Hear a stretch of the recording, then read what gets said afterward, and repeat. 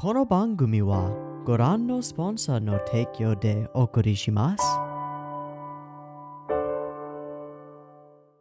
Alrighty, welcome everyone. I'm Teeaboo and I am here for Beastars episode 3. It is Sunday, October 27th, and that means there's been a few days and there's been some weird stuff with subs again, and you know how it is. It's going to be inconsistent.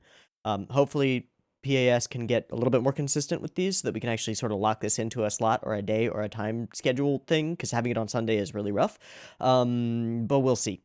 In any case, last we left off on Beastars, we were in a rather awkward situation where Regoshi, our wonderful, warm-hearted wolf boy, has gone and, due to some stuff, has gone and gotten himself wrapped up in an interesting situation. He went up to the rooftop gardening club garden place and found himself reacquainted with the seemingly sole member of that club, Haru, the rabbit, who he had not too long ago just attacked, and had been very, very tempted to kill her and eat her. Yeah. So with that being a pretty clear analog to awakening of sexual desire in adolescence, it's now turning into taking an interesting turn, let's say, as he fumbles over his words trying to I guess ask her out or something, probably, and she takes that in a very different way. And so as he fumbles and looks around, she has closed the blinds and stripped down to her undies and believes that he is asking for that as recompense. Which he's not, but he's probably interested. And this is going to be really awkward, at least for a little bit, and I don't know how this is going to go, and I'm kind of scared for both of these characters because, So, with all of that, and the stuff going on in the drama club, and the fact that Luis is, like, injured as fuck and is still powering through, and we actually kind of got to like him a little bit in the last episode, which feels weird to me because I still feel like he's the big bad evil guy, but hey, maybe I could be convinced otherwise if he keeps being kind of a badass. There are a lot of things going on in this show already, all of them sort of pasted on top of, and seamlessly pasted on top of the interesting social dynamics at play, in a imagined world of carnivores and herbivores living together under the rules of don't eat other people, because that's not good. There's a lot going on. A lot going on. Yep, yeah, that's all I have to say here at the beginning. Let's find out where this is actually going.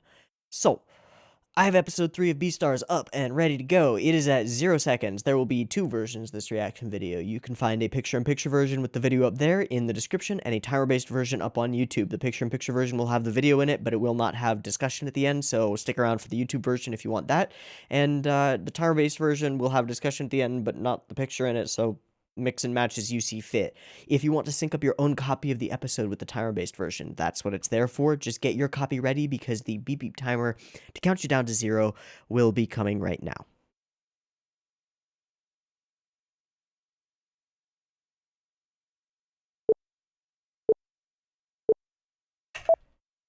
Straight into the OP. Awesome.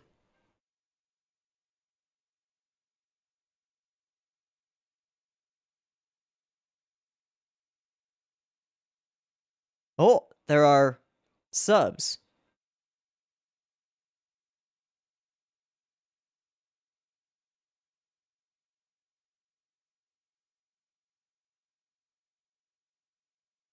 English, French, and Japanese, right?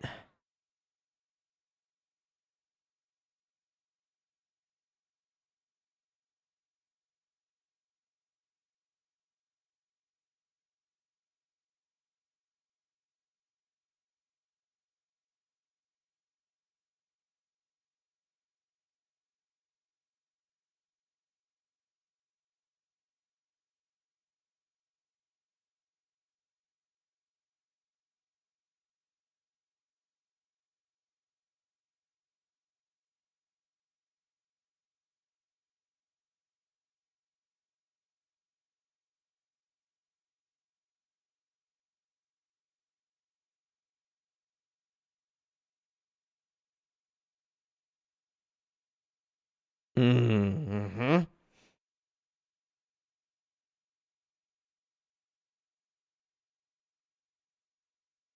God, that's a cool OP. All right, a wolf okay.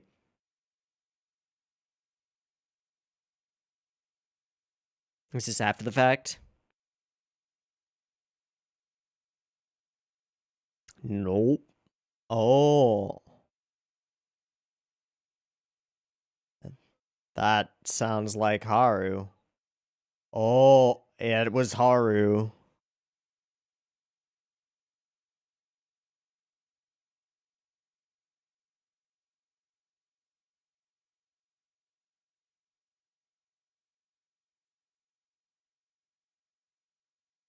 Oh.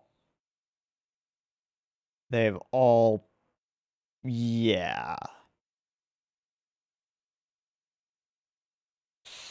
She has been around the block. A couple times.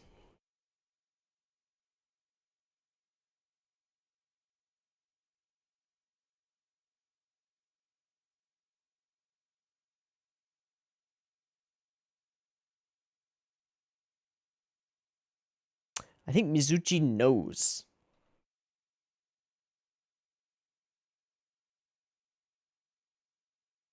So, not after the fact.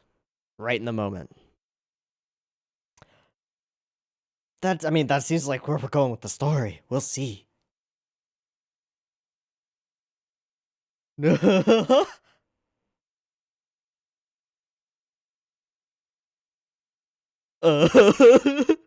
Nope. No, I mean, kind of.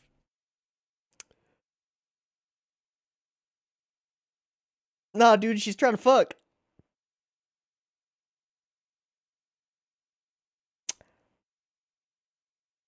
Oh, boy.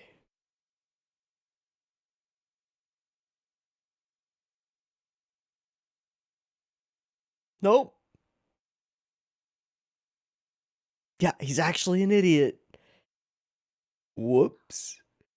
Whoops.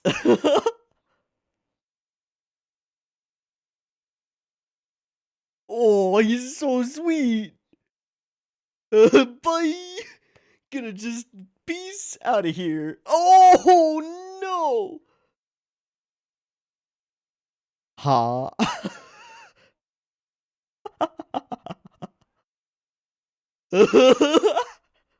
No, he didn't.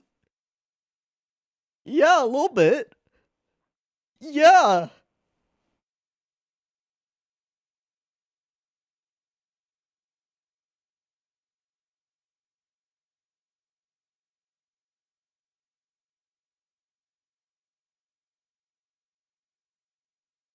Yep. Indeed.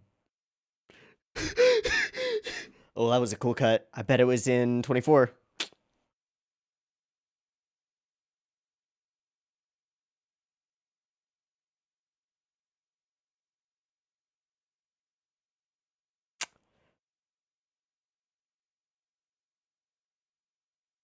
Hello.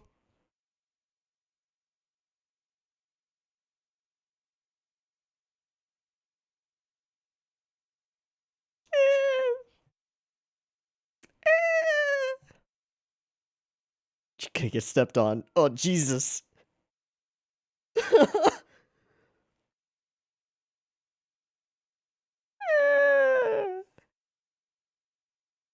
Oh, they got a little mini door.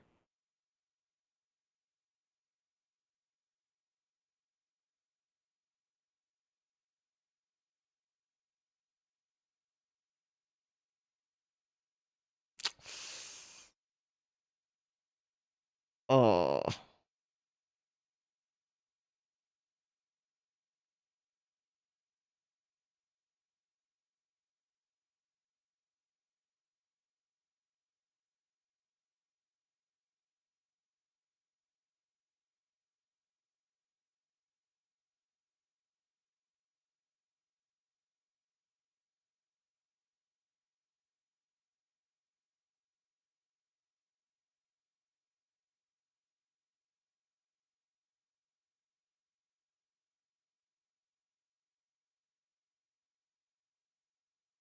Just like everybody else.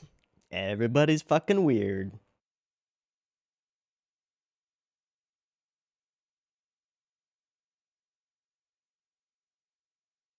Never can.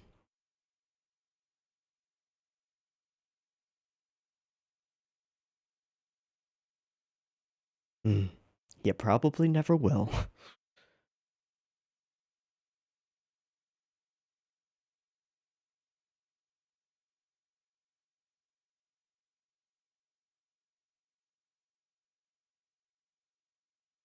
The pillars with the claws, that's awesome.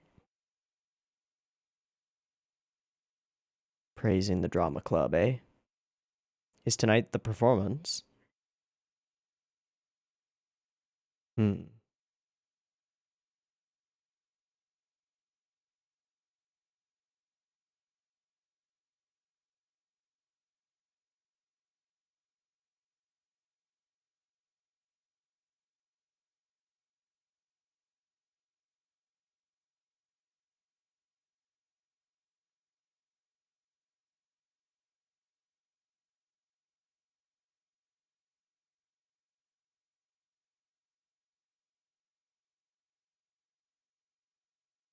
That big tiger, we haven't seen him before, have we? Oh, this guy again. Okay, not the big day.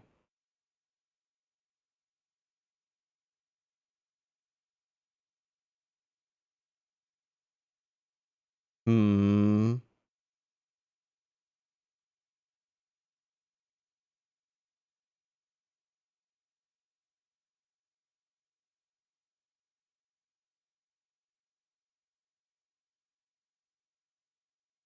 Hmm. Hmm.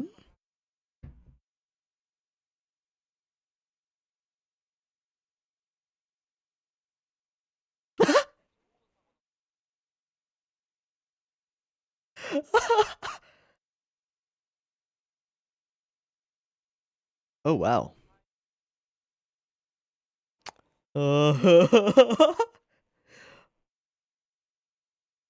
So everybody's got some damage.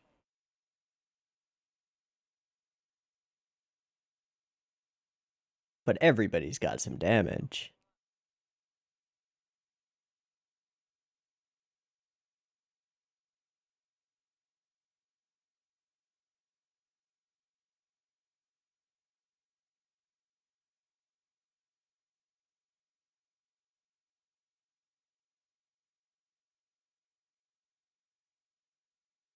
That was what I was thinking too.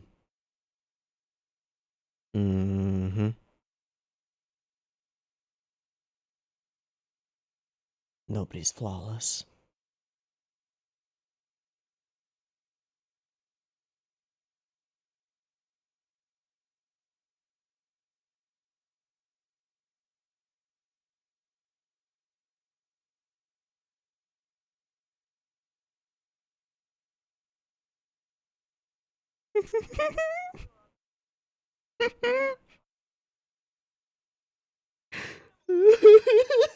That's so great.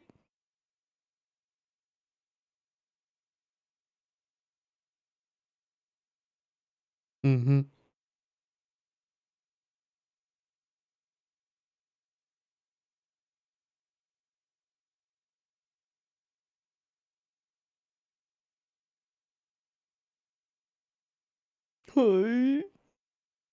All of them just getting beaten down. Cute as ever. Just getting beaten down by this tiny little rodent.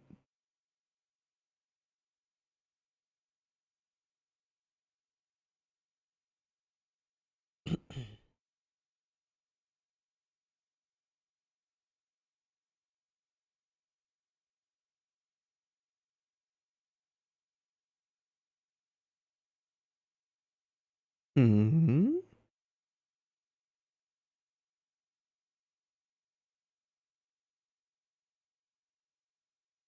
Oh, going yellow, are we?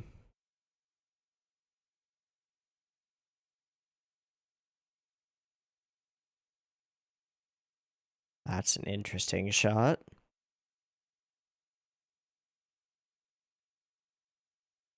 Oral medication. Ah.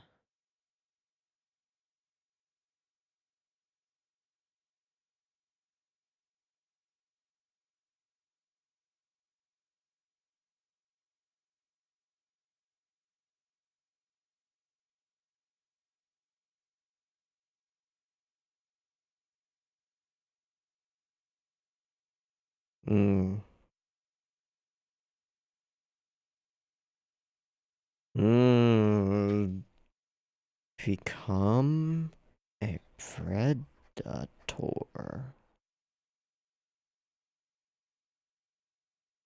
Lost in thought.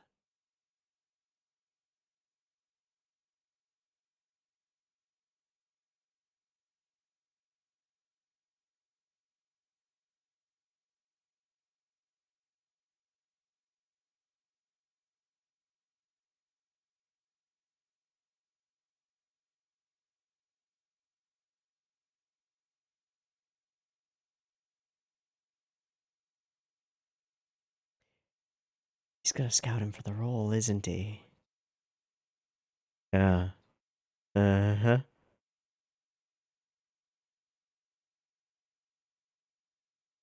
That's not what he means. Just like you're struggling to fight your... Yeah, it bothers him.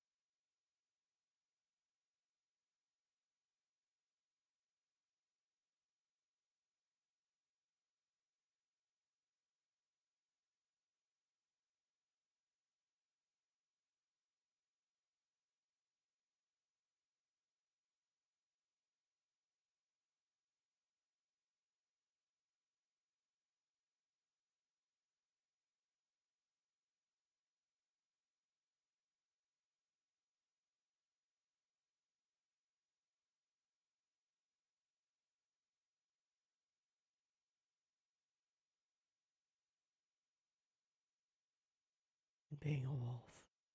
Oh.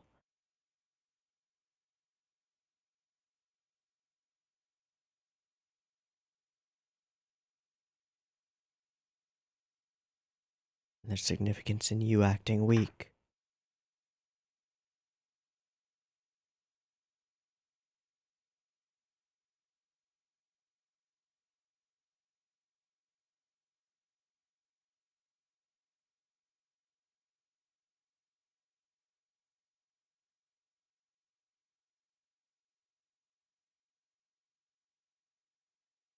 Of course not.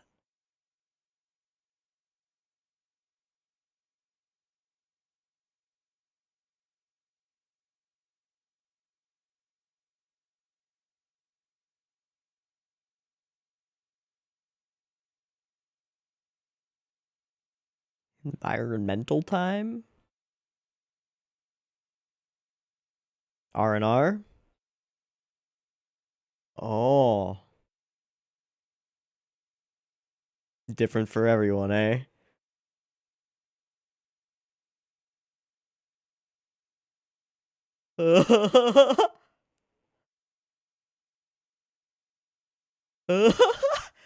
Oh, moon.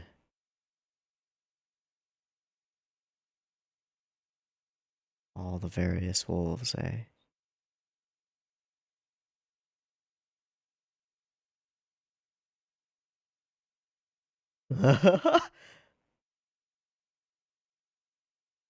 Oh, yep. Mm-hmm.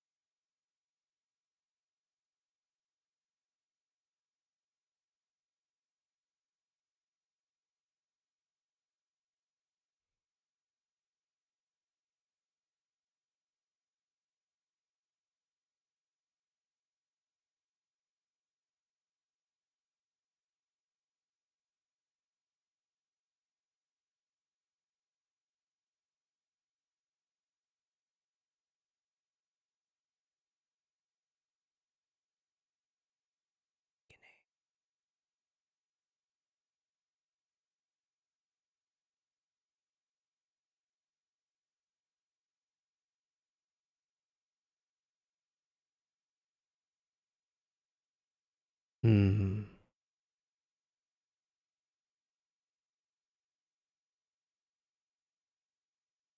Mm-hmm.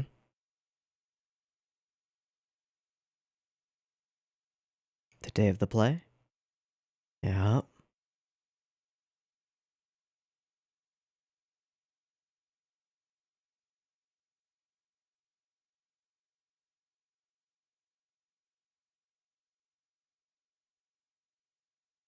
Mm.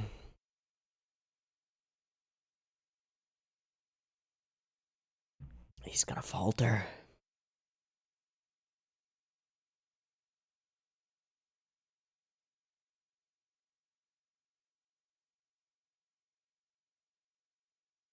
Self.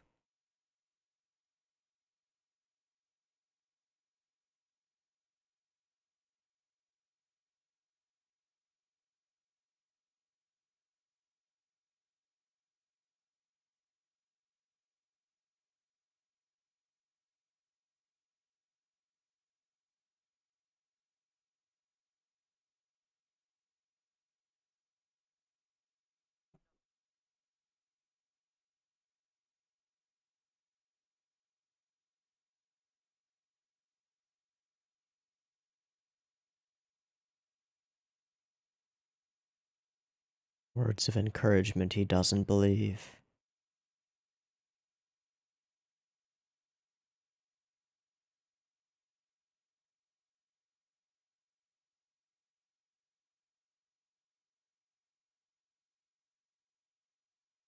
All right.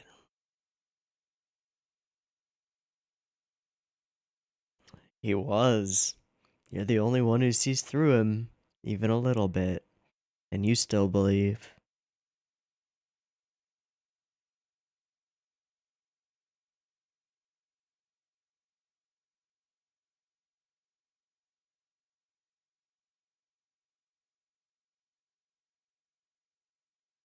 Dozo. Ow.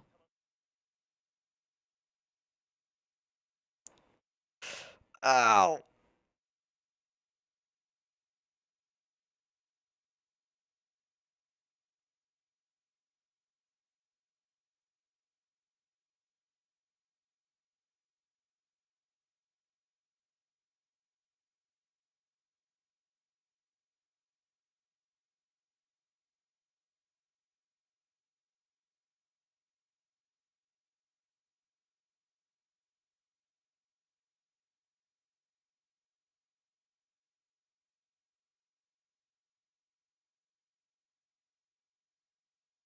Hmm.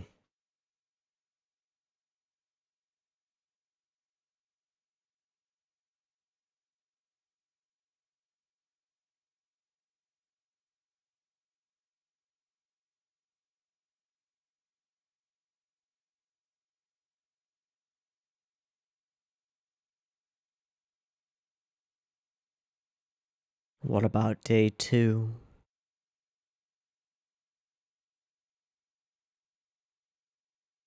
Finally.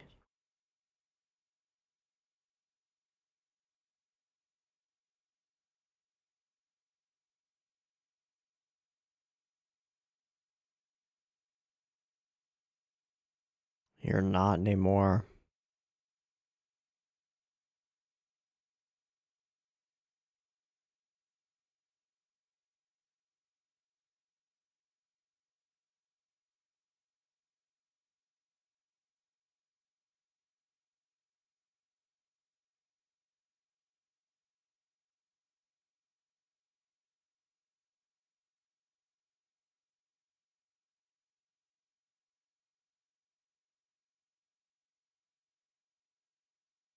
Is that the ending? That's the ending. Okay.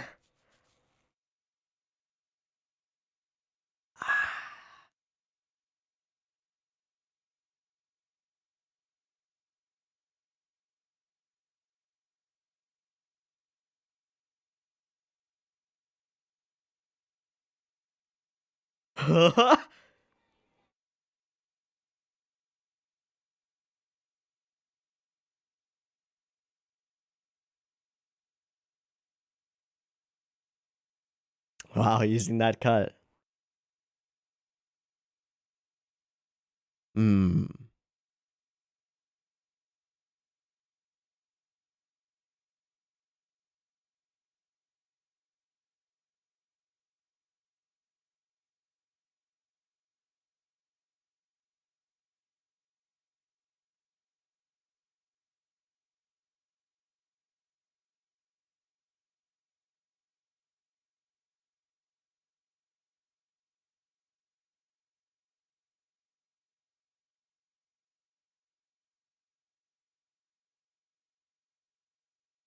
Kawaii. Oh, that's nice and spooky. Excellent. Wow, we finally get a full ED. It feels complete. It feels like it's really happening. Okay. Okay. Very interesting. I'm trying to figure out where I want to start with this. Because I think the most interesting thing in the episode by far is this growing in a weird way a parallel between Luis and Legosi. One a predator who doesn't want to be and has to reconcile with that, and one an herbivore who doesn't want to be and has to reconcile with that. And at this point, like, Legosi hasn't realized that that's what Luis is. That's who he wants to be. But Luis does get Legosi at this point to a much greater extent. He understands that there's this predator who has everything that he lacks and is trying desperately to hide it and remain in the shadows, when he, an herbivore, desperately wants what Legosi has and is doing everything in his power to stand up on stage and be that, embody it, but as an herbivore. And someone without it using it to great effect and becoming like the idol of the school, someone with it ignoring it and attempting not to use it and becoming meek and overlooked. It's a really fascinating, I don't know, like convergence of opposites. It's just super interesting. Super interesting. There's another interesting thing going on here, which is, well, I mean, there are plenty of interesting things going on here. Whatever. Um, the the situation with Haru, with all of these other herbivores who have gotten with her, talking shit about her, is very interesting to me because, well, one, it rings true, and we'll get into why in a moment, but it's a difficult position for a person to be in, and to, whether they know it or not, it's a difficult position for a person to be in. What's interesting to me about it, and what makes it ring so true, is that I've effectively been in Lugosi's situation in a relationship like this. It this is weird to talk about because it's getting deeply personal, but in college for better part of 2 years, I dated a girl who had a reputation for getting around. We had an open relationship, and it was fine and it was wonderful. Um, she was definitely more experienced sexually than I was, but uh, we got to know each other really well. And I don't know, it's weird to talk about, but I would hear things like this from friends of mine and from people that I was acquainted with who knew her and knew her reputation and didn't know her at all. And I came to know her as a person, and it was just sort of, I just had to laugh at it because it was so silly to think that a person's being is related in almost any way to how many people they've slept with. It's just silly. It's just so goofy. And she did get around, and like, power to her for it, honestly, and power to Haru for it. Like, yeah, go for it, girl, whatever. Get it, girl. Get it, girl. um so I don't know. It's difficult to think about because I can't, after this episode, separate this fictional anthropomorphic rabbit from an ex of mine who I still think very fondly of, and who was like a great person with dreams and goals and her own baggage and traumas, who gained a reputation in college for being with a lot of guys. And I don't know, it's just interesting to see that same sort of sentiment, and beyond that, the same sort of dumb disdain that other people, that the weird shade that people would throw on others for being open with their sexuality. It's just silly. It's irksome and silly, because she and in very much the same way that Legoshi is like, "Oh, yeah, but she really cares about those plants and stuff." It was very much the same with this girl who I was with for a while. Very, very interesting in its similarities. I don't know. I don't know. So those were the two big things that stood out to me about this episode. There were a bunch of other little things, like the wonderful contrast between in the newspaper club between the tiny little angry rodent just yelling at all these people, and all of them being kind of shoulders slumped and meek about it, including the gigantic elephant in the back, just like, "Oh, I'm sorry, sir. We fucked up." When any of them could just like flick this little creature and send him spinning across the room. It's just there are all these little goofy jokes that make the maximal use of the setting and the maximal use of the idea of the show. It's really interesting. I guess part of it is that if you think about other people entirely in relation to their sex and their willingness to have it, then you're going to be judging a tiny fraction of what a sentient creature is. And that's just so stupid. It's just so silly. However, girls like that are more ferocious than any carnivore on the inside is, I think, fair, and I think an accurate sentiment, as is Legoshi's absolute, like, what the fuck horror. He's kind of sweet about it.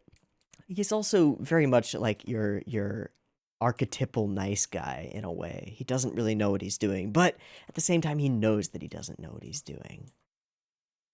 I've also had conversations very much like this one where people would like find out that I was involved with this girl and come up to me and be like, "You know she slept with other guys, right?" It's like, "Yes." And it's just so silly. So silly. All right. And then we turn our attention to Louise, to this idea of the advisor. We haven't met the advisor, have we? Have we? I feel like we met the advisor at one point when announcing the death of one of their members, but other than that, I don't really remember. Worthy members, eh? A dominatrix at a carnivore girl club. Horrifying. All of them have their own damage. Which begs the question, what's Louis's? We've seen a little bit into who he is, just a bit, but other characters have not. And then we have this buildup of the newspaper club looking out for any opportunity to tear down this shining beacon of Beastar. Huh. And then this image of him haunted by the skeletal mask that he wears during the thing, which then gets a lot more value, a lot more interest as we move into this conversation about wondering if he is locked in, if he has no choice but to be prey, if his body will betray him and his own goals. This is good character development for Louis. I also really appreciate this split frame. It gives us the opportunity to watch as Louis watches Legoshi, and him gesticulating, him asserting himself as he says. We get to see his eyes on it throughout. be nice if we could make the moment linger a little bit. And all he's doing is sort of meekly putting forward this idea about how to do his own job in a way that supports Louis, right? It's so interesting. But this entire time, Louis is in this headspace where it's like, what the fuck? This goddamn wolf won't step up and be courageous and, like, not even courageous, just mildly confident in himself. He won't do it. But he has all these things that I lack that I wish I had. Are you saying that you can't fight your own wild side? Why won't you take responsibility for your own strength? Why won't you lean into it just a little bit? And his answer is so good. And don't dismiss me as an herbivore is so good as well. But his answer that there's no value in a wolf being strong.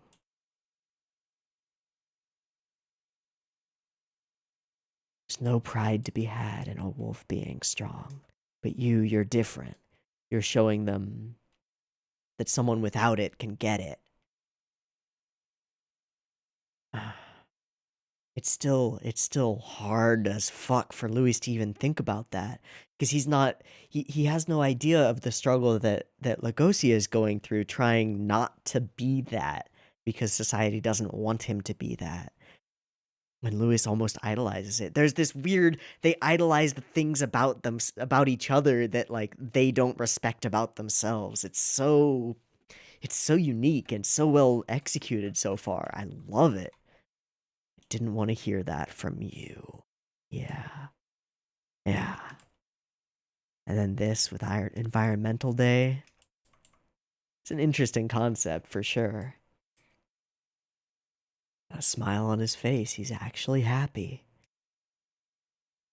I genuinely, this is an interesting moment when he turns around and looks behind him. I know he's looking at his tail, but the framing and setup of this scene is as though there's going to be something unseen that will then be revealed to the audience. I was fully expecting Haru to be here in some form, and for him to turn around and see her in some way. But no, it was his own tail, just wagging. It's kind of cute, kind of cool. The judicious, let's say, the judicious use of these split frames is really interesting. The focus on himself in the mirror, but his real focus is on his leg. It gives them the ability to show other things in the moment without hard cutting to them. That's really interesting from a direction point of view. Mask goes on, and then this moment where he just falters just a little bit as he slides in heroically.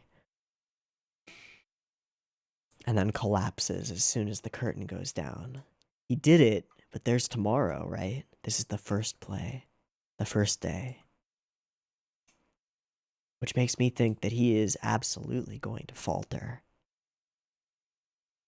Tomorrow. Scary thought. I thought for a moment that maybe we were going to be leading into some kind of moment of Lugosi knows the play better than the actors do and might be the best choice. And an interesting moment of putting on the mask of a predator while also being a predator. That just sounds really interesting to me. It could be really cool. I don't know if we're going there, though. It doesn't seem like we're going there. Gotta say, this ED is really cool. A lot of familiar imagery that wouldn't have. I'm going to guess that they only introduced the ED and the animation for it because a lot of the imagery that they wanted to use needed a couple episodes of time to actually be set up. The shadowy entity, the mirror, all of it is intertwined into the lyrics of the song itself. Where's the kawaii? I won't be able to find it. It's fine. Some really great moments in the ED that I really like. Also, the OP's fantastic. Calling this a wolf male is born, interesting for sure. And then was there one other thing that I wanted to look at? I wanted to just frame by frame the moment of him running down the stairs, or up the stairs, or whatever. Yeah, because I have a sneaking suspicion that it's in 24. I just wanted to check and see if there's still. Yep. No, it's in 12. No, it's in 24. It's all over the place. It's mixed. but they are for some portions of high action, high intensity moments, jumping up the frame rate just a little bit. It's interesting. All in all, another really solid episode of Beastars. Lot of lot of interesting and deeply relatable moments, partly because of just history and partly because all of these characters feel extremely real, and as though the author has a pretty solid grasp on certain, at least a couple of types of people that actually exist. It's really interesting. So again, all in all, really solid episode of Beastars.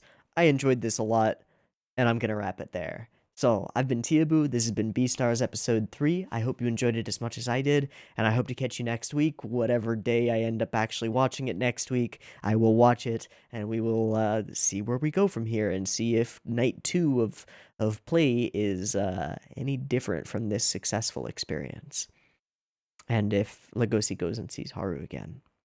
We'll see. Anyway, yeah, hope you enjoyed this. Hope to catch you next week. Peace.